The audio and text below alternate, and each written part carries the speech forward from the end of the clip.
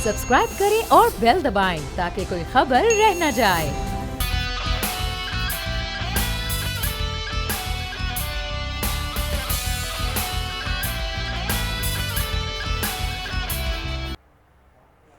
अस्सलामुअलैकुम नाज़रीन, प्रोग्राम में आपको कहेंगे खुशामदीद। मैं हूं महविश तबस्सुम और मेरे साथ मौजूद हैं बोल न्यूज़ के एडिटर इन चीफ नज़ीर लगारी साहब। नाज़रीन, वज़ीर आज़म इमरान खान इस वक्त उज़्बेकिस्तान के दौरे पर हैं और मुख्तलिफ मुआहिदों पर दस्तखत भी किए गए हैं। ताल्लुकात के नए बाब का आगाज़ हो गया है। वज़ीर आज़म की जानिब से कहा गया कि अगर पाक भारत ताल्लुकात बेहतर हो जाए तो उज़्बेकिस्तान को भारत तक रसाई मिल सकती है। लेकिन ताशकंद में एक और वाक़या पेश आया। वज़ीर आज़म इमरान खान से भारतीय सहाफ़ी ने बड़ा तंज़िया सवाल किया और कहा कि क्या मुज़ाकरात और दहशतगर्दी साथ साथ चल सकते हैं, जिस पर वज़ीर आज़म ने भी बड़ा दो टोक किस्म का जवाब दिया। और वज़ीर आज़म ने कहा कि मैं तो कब से भारत से कह रहा हूं कि वो एक मुहज़्ज़िब हमसाया बनकर रहे, लेकिन क्या करें कि RSS का नज़रिया उसकी राह में हायल हो जाता है। कॉन्फ्रेंस में वज़ीर आज़म और वज़ीर ख़ारजा शाह महमूद कुरैशी ने भारतीय वज़ीर ख़ारजा S जयशंकर से हाथ भी नहीं मिलाया। लगारी साहब, इस पर तो बात करेंगे, लेकिन उससे पहले वज़ीर आज़म का ये जो दौरा है, दौरा उज़्बेकिस्तान, इसको आप कैसे देखते हैं?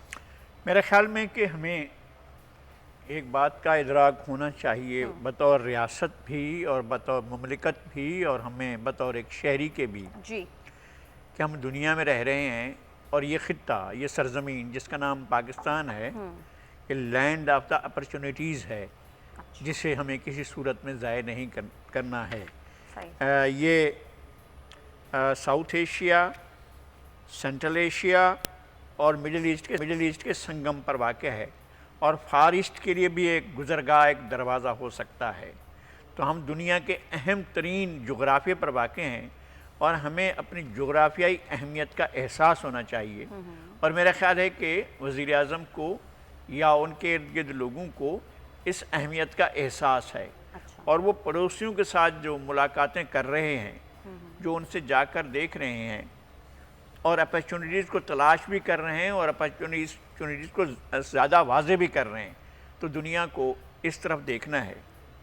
ये सही है कि हमारा एक पड़ोस का जो करीबी पड़ोसी और हमारी एक पूरी सरहद उसके साथ मिलती है, वो एक इंतहाई, मुझे सख्त लफ्ज़ इस्तेमाल नहीं करना चाहिए, लेकिन मैं डिप्लोमेट नहीं हूँ कि मैं लफ्ज़ों की शाइस्तगी तलाश। जिस मुल्क में मोदी हुक्मरान हो वहाँ शाइस्तगी का कोई काम नहीं है। वहाँ हम शाइस्ता किस तरह होना चाहें, जिसके अपने अंदर आग भरी हुई है, जो सैकड़ों हज़ारों मुसलमानों का बतौर मुसलमान उनकी नस्ल कुशी का ज़िम्मेदार हो, जिसने गुजरात में एक कत्लेआम का एक पूरा समा बांधा हो और जिसने बेदर्दी से लोगों को कत्ल किया हो, जिसने एक बड़ी स्टेट को, जिसका यूनाइट रहने का, एक साथ रहने का जो फैब्रिक था, बुनियादी जो उनका रेशा था, वो तो सेकुलरिज्म था। उससे उन्होंने अपना रास्ता उठा लिया और एक मज़हब के एक ख़ास फ़िरके की बुनियाद पर मुमलिकत की उठान की है। तो मेरे ख्याल है ये उसके लिए भी ख़तरनाक है। इंडिया को एक ऐसे दौर में जाना होगा जहां तमाम पड़ोसियों को मसावी हैसियत देनी होगी। हम ये हमारा मुतालबा अपने लिए नहीं है, ये नेपाल के लिए है, ये बंगाल के लिए है, ये भूटान के लिए है, ये हमारा मुतालबा श्रीलंका के लिए भी है, मालदीव के लिए भी है। वो चौधरी ना बने इलाके का और चौधराहट जो है वो अपने पास रखे और जो बेसिक इश्यूज़ हैं, फ़रक़ाबंद का मसला बांग्लादेश के साथ, उसे हल करे। ऐसा नहीं है कि वो जो है अपना नेपाल का और भूटान का जो है सरपरस्ती आला बनकर बैठे और वहाँ से चोरियाँ करता रहे। ये नहीं हो सकता है। श्रीलंका पर अपनी दहशतगर्दी मुसल्लत करे और श्रीलंका को एक अजाब में रखे। उसने 30 साल तक श्रीलंका को अजाब में रखा। पाकिस्तान के लिए मुश्किलात पैदा करे, बल्कि मालदीव पर कब्ज़ा करा ले और फिर कब्ज़ा छुड़ाने के लिए अपनी पुलिस भेज दे। तो इस तरह से तो आप एक महज़्ज़ब हमसाये का रूप नहीं धार सकते। तो ये ज़रूर है कि पाकिस्तान के साथ मसाइल को आइडेंटिफाई किया जाए और उनको टेबल पर लाया जाए। इंडिया जब तक मसाइल को टेबल पर नहीं लाएगा तो हमारे लिए बहुत मुश्किल होगा कि हम जाएं और टेबल पर बैठ जाएं। आपको आइडेंटिफाई करना होगा कि ये मसाइल हैं जो हल तलब हैं। कश्मीर का मसला है, पानी का मसला है, सर क्रीक का मसला है, सैचिन का मसला है, हमारे सरहदी तनाज़ात के मसाइल हैं। इन तमाम मसाइल को टेबल पर रखना है। کشمیر کا مسئلہ اپنے اقوام متحدہ میں کہا تھا کہ حل کریں گے، وہ حل کرے نا، بالکل وہ استصواب رائے کرانی ہے اس نے، وہ کروائے نا، وہ ریفرنڈم کرائے تاکہ لوگ فیصلہ کریں گے، فیصلہ کشمیریوں نے کرنا ہے تو ان کو فیصلہ کرنے کا موقع دیا جائے۔ تو ایسی صورتحال میں ہم پڑوسیوں کے ساتھ ایک اچھا ماحول پیدا کرنا چاہتے ہیں، اور میرے خیال میں وزیر اعظم کا دورہ ازبکستان کے بعد اور دورے بھی ہوں گے، تاجکستان کا دورہ بھی ہوگا، ازبکستان کا دورہ ہو چکا تو آذربائیجان کا دورہ بھی ہوگا، کیسپین کے ساتھ ساتھ کے ممالک کا دورہ ہوگا، جہاں پر ایک بڑی اپرچونٹیز ان کے لیے بھی ہے اور ہمارے لیے بھی ہے، تو ہمیں اس کو اویل کرنا ہے۔ خوشحالی ہمارے دروازے پر دستک دے رہی ہے اور ہمیں اس کو اویل کرنا ہے۔ کہا انہوں نے ٹھیک کہا ہے کہ بھئی انڈیا کے ساتھ معاملات طے ہوں گے، ہم اس کو بھی راہداری دیں گے کہ وہ بھی یہاں سے گزرے۔ انڈین میڈیا یہ تاثر پاکستان کے بارے میں کیوں دیتا ہے؟ جس طرح سے بھارتی صحافی نے بھی سوال کیا کہ کیا دہشت گردی اور مذاکرات ساتھ ساتھ چل سکتے ہیں؟ پاکستان تو ہمیشہ امن کی بات کرتا ہے، پھر یہ دہشت گردی کو پاکستان کے ساتھ کیوں جوڑتے ہیں؟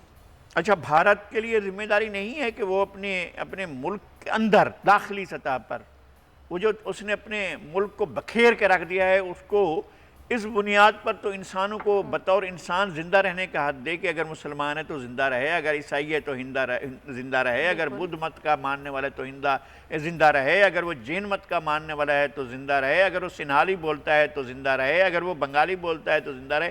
اس طرح سے تو اس نے بکھیر کے رکھ دیا ہے نا انڈیا نے اپنے ملک کو، اور وہاں پر دہشت گردی کا جو سطح ہے یہاں پاکستان میں کبھی ایسا نہیں ہوا ہے کہ چلتی ہوئی گاڑی جو ہے وہ گم ہو جائے۔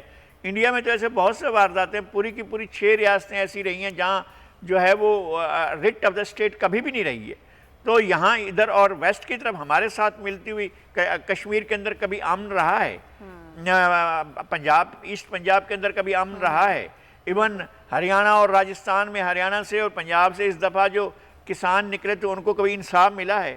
بھئی آپ اپنے کیا کہا تھا کہ جناب دامن کو ذرا دیکھ، اتنی نہ بڑھا پاکی دامن کی حکایت، دامن کو ذرا دیکھ، ذرا بند کبا دیکھ۔ بالکل۔ اچھا لگا صاحب، کچھ افغانستان کے حوالے سے بات کر لیتے ہیں۔ افغان صدر اشرف غنی نے جو بات کی، انہوں نے کہا کہ جو پاکستان کے راستے سے جنگجو افغانستان میں داخل ہوئے، وزیر اعظم نے اس بات کی سختی سے تردید کی ہے۔ وزیر اعظم یہ کہتے ہیں کہ سب سے زیادہ جو قربانیاں ہیں افغانستان کے امن کے لیے وہ پاکستان نے دی ہیں، اور اب آپ کیسے طالبان کو مذاکرات کی میز پر لانے کے جب طالبان بالکل اپنی فتح کے قریب ہیں؟ مجھے نہیں معلوم کون فتح کے قریب ہے کون فتح کے قریب نہیں، یہ ہمارا دعویٰ نہیں ہے، نہ ہم یہ دعویٰ کر رہے ہیں، یہ ان کا اپنا دعویٰ ہوگا اور اپنے بارے میں وہ خود طے کریں گے کہ طالبان کیا کرتے ہیں۔ کوئی پاکستان ان کی فتح یا شکست کے ساتھ پاکستان بندھا ہوا نہیں ہے۔ پاکستان کا یہ مسئلہ نہیں ہے کہ وہاں طالبان کو شکست ہوتی ہے یا فتح ہوتی ہے، یہ معاملات افغانستان کے عوام نے طے کرنے ہیں، افغانستان کے لوگوں نے طے کرنے ہیں، پاکستان نے نہیں طے کرنے ہیں۔ اور اشرف غنی صاحب اگر وہاں کے مقبول لیڈر ہیں تو اپنی مقبولیت کو انہوں نے ثابت کرنا ہے۔ وہ جائیں گے کسی پروسیس میں، جو عوام کا پروسیس ہوگا، جو بیلٹ کا پروسیس ہوگا، جو انتخاب کا پروسیس ہوگا، جو ووٹ ڈالنے کا پروسیس ہوگا، اس میں اشرف غنی صاحب جائیں گے اور اپنے ملک کے اندر ایک امن کی فضا پیدا کر کے الیکشن میں جائیں، جیتیں تو ان کی مرضی ہے، وہ بن جائیں، ہم ان کے ساتھ۔ پر اس طرح کے الزامات کیوں لگا رہے ہیں؟ وہ کیوں ایسے کہہ رہے ہیں کہ پاکستان کے راستے سے جنگجو افغانستان؟ مطلب ان کے زمانے میں یا حامد کرزئی صاحب کے زمانے میں، اس دفعہ تو میرے خیال میں وزیر اعظم صاحب نے دعوت بھی دی ہوئی ہے حامد کرزئی صاحب کو کہ وہ یہاں پر تشریف لائیں۔ رائس صاحب، مجھے آپ کو انٹرپٹ کرنا پڑے گا۔